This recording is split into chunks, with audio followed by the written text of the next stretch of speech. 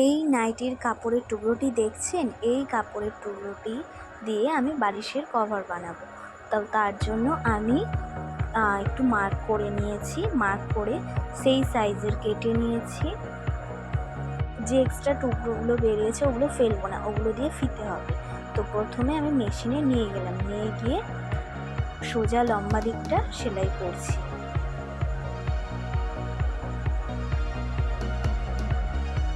সোজা লম্বা দিকটা সেলাই করা হয়ে গেছে, এবার চওড়া দিকটা সেলাই করা শুরু করব। এইটা পুরোটা কমপ্লিট হয়ে গেল, পুরোটা হয়ে গেছে আমার। এবার চওড়া দিকটা করে নিই, আবার লম্বা দিকটা করে নিচ্ছি।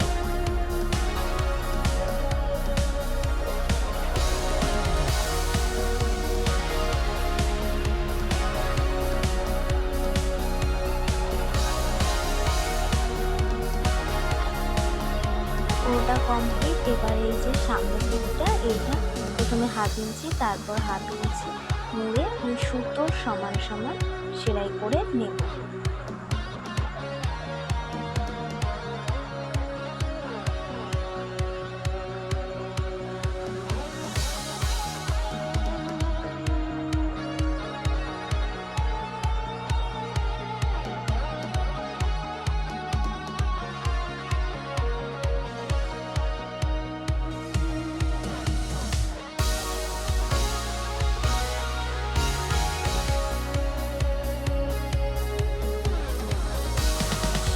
এই যে মুড়ে নিয়েছি, মুড়ে নিয়ে এবার সেটাকে সেলাই করে নিচ্ছি দুই পাশে।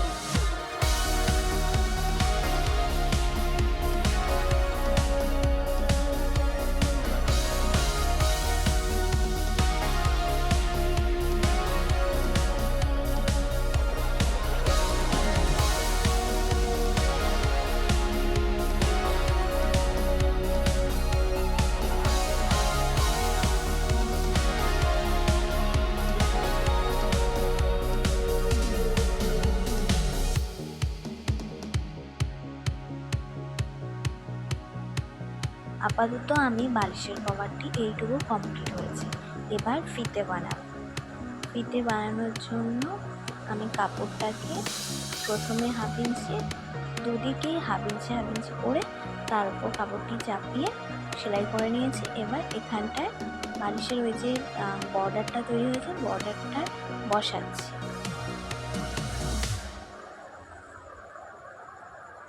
আমি 4-5টা সেলাই বারবার ঘুরিয়ে ঘুরিয়ে দিয়ে বসিয়ে নিলাম বর্ডারটিকে।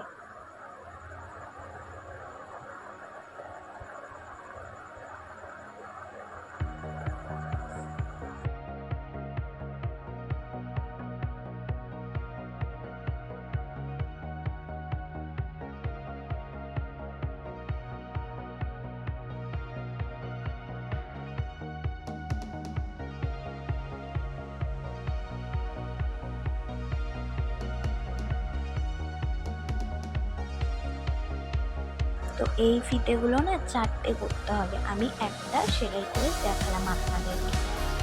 আমি এরকমভাবে আরও 3টে সেলাই করে নিয়েছি।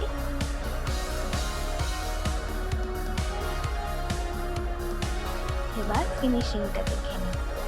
আমার পুরো বালিশের কভারটা এরকম হয়েছে। ভিডিও ভালো লাগলে চ্যানেল সাবস্ক্রাইব। ধন্যবাদ।